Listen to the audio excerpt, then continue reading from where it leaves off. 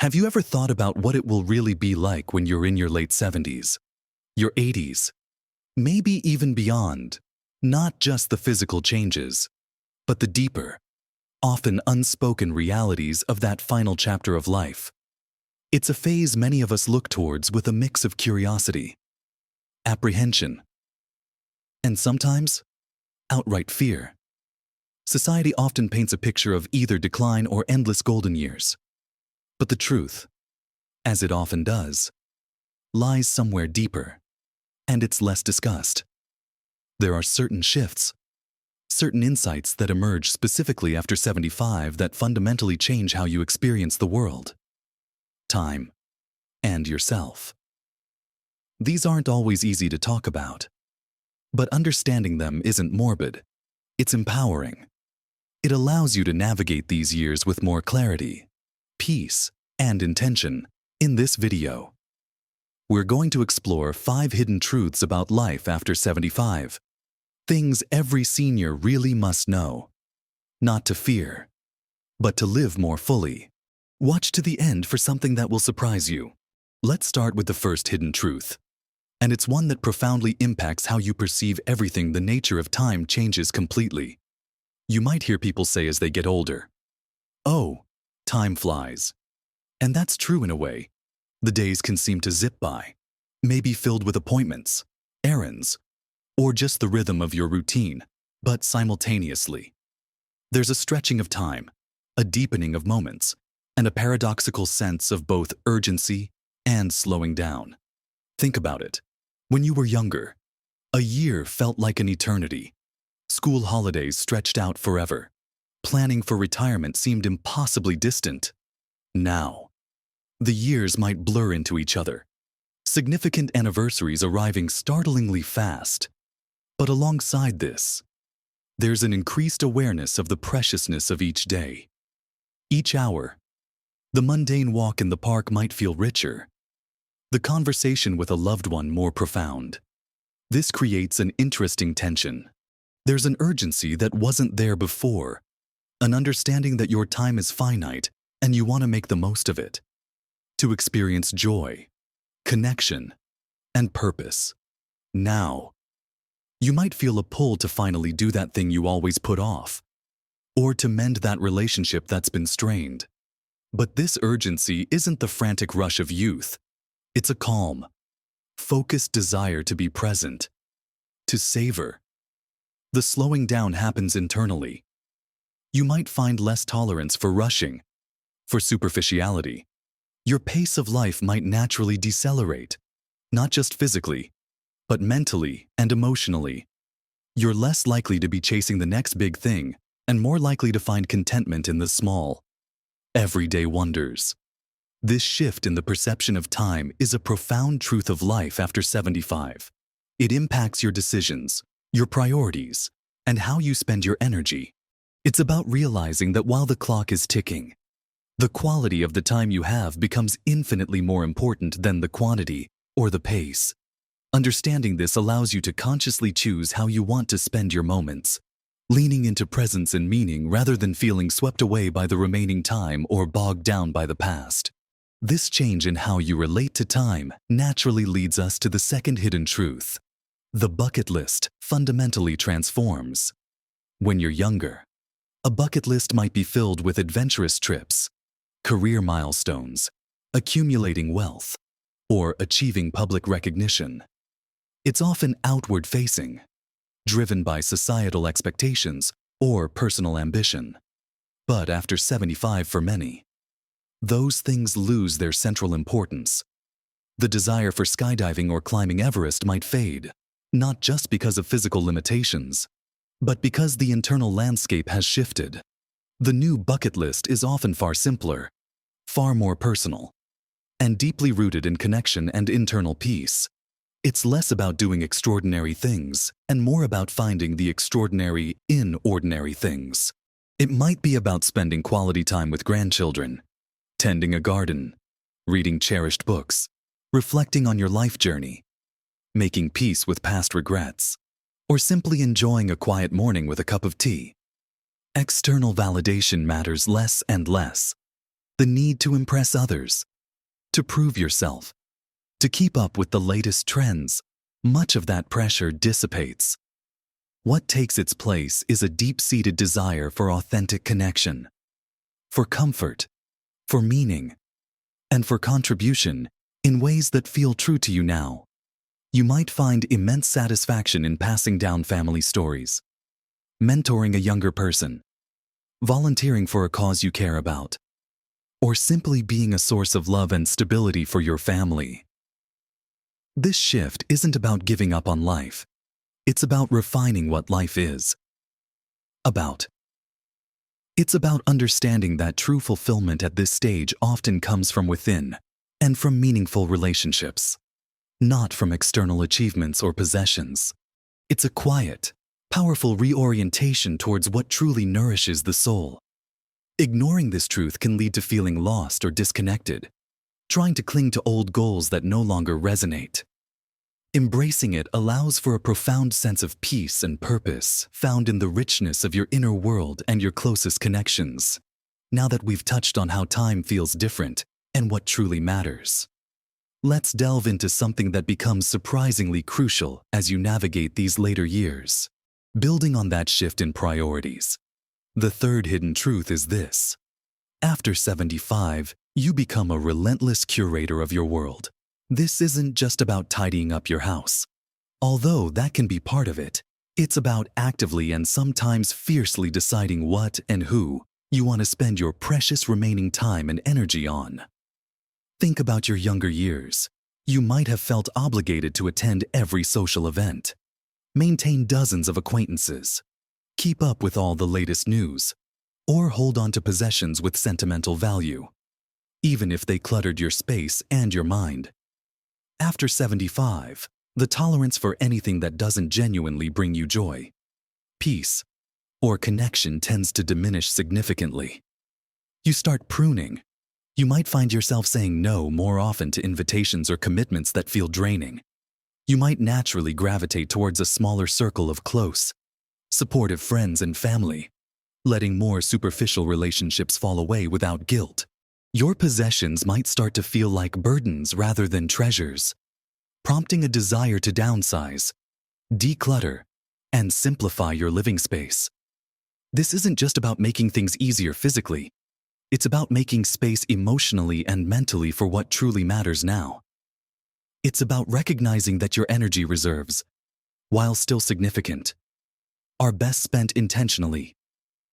You become highly discerning about where you invest your time, your attention, and your emotional resources. This curation extends to information as well. You might choose to step back from the constant barrage of news or social media that feels overwhelming or negative, opting instead for sources that inform without inciting anxiety, or simply choosing to spend that time on activities you enjoy. This process of intense curation is a powerful act of self-preservation and self-definition in later life. It's about creating an environment, both external and internal, that supports your well-being, reflects your current values, and allows you to experience your days with greater ease and presence. Resisting this urge to curate can lead to feeling overwhelmed, scattered, and drained by external demands that no longer align with your inner state. Embracing it allows for a focused, peaceful, and deeply satisfying existence, surrounded by what genuinely nourishes your spirit. Now, let's talk about something that many people shy away from, but which is a very real and important hidden truth. After 75, the fear of how you'll die often outweighs the fear of death itself. The concept of death as an abstract end becomes less terrifying for many as life feels increasingly complete. What often surfaces instead are anxieties about the process, fear of pain, fear of losing control, fear of becoming a burden to loved ones, fear of prolonged suffering, fear of being alone or undignified at the very end. This isn't a morbid obsession. It's a practical and emotional concern that arises as mortality becomes a more immediate reality. You've likely witnessed friends or family members navigate illness and the end of life. And those experiences shape your own perspective. Because this fear is specific. It's about the journey towards the end. Not just the destination. It's something that can, to a significant extent, be addressed and planned for. This is why conversations about advance directives, wills, power of attorney for healthcare, and end-of-life wishes become not just prudent, but essential for peace of mind after 75. Having clear plans in place and communicating them openly with your family and healthcare providers can alleviate a tremendous amount of anxiety, both for you and for those who care about you. It's about taking control of the aspects you can control in a situation where ultimate control is impossible. Understanding palliative care options, hospice services, and pain management techniques can also provide reassurance. Knowing that there are systems and supports in place to ensure comfort and dignity can significantly reduce the fear of suffering. This truth highlights the importance of proactive planning and open communication about what you want your final chapter to look and feel like. Ignoring this fear doesn't make it go away. It often allows it to fester. Facing it head on, by gaining information and making your wishes known, is one of the most empowering things you can do to ensure your peace of mind and allow yourself to focus on living fully in the present, knowing that your future needs are considered. This brings us to the final hidden truth, which is deeply intertwined with how we experience the world physically at this stage. And finally, the fifth hidden truth about life after 75, and it's a constant companion. Your relationship with your body fundamentally changes. This isn't just about wrinkles or gray hair. It's about a deeper, ongoing negotiation with physical comfort, energy levels, and capability. When you're younger, you might take your body for granted, pushing it hard, expecting it to bounce back quickly. Performance is often the focus, running faster, lifting heavier, enduring longer. After 75, the conversation shifts. It's less about performance and more about maintenance, adaptation, and managing discomfort. Aches and pains aren't temporary inconveniences. They can become part of the daily dialogue. Getting out of a chair might require a bit more effort. Stairs become a bigger consideration. Energy levels might fluctuate more unpredictably. This isn't a story of inevitable decline, but one of adaptation and a changed relationship with your physical self.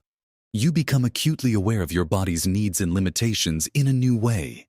It's about finding strategies to stay mobile, manage chronic conditions, maintain comfort, and adapt your activities to suit your current capabilities. This might involve incorporating gentle exercise like walking or stretching, paying closer attention to nutrition and hydration, prioritizing rest, and working closely with healthcare professionals to manage health concerns. The goal shifts from pushing limits to optimizing comfort and function for daily living.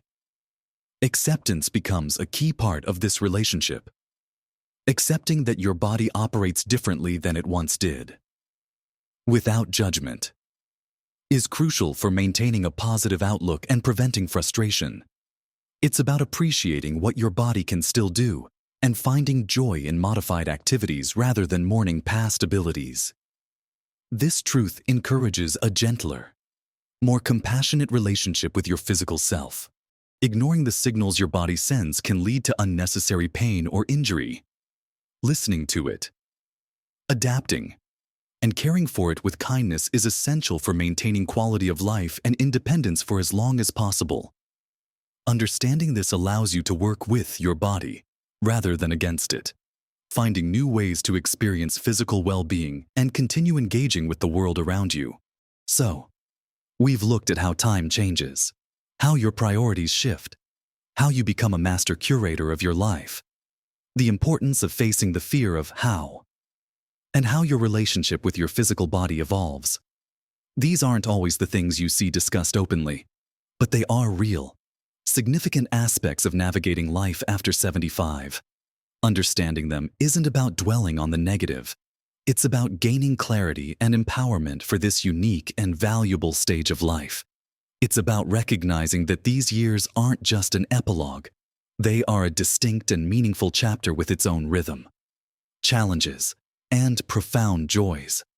Embracing these truths allows you to approach this time with wisdom, intention, and grace.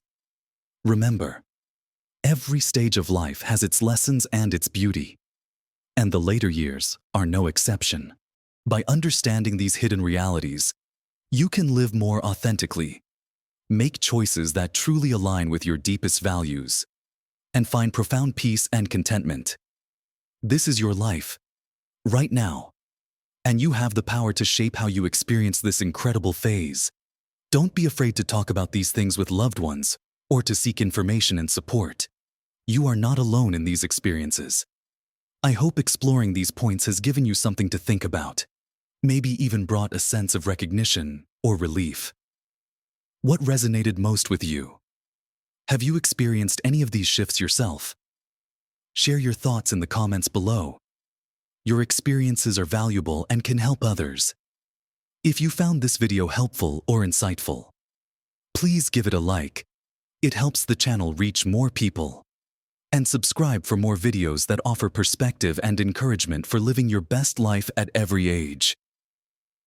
Thank you for watching. Live your best life at every age.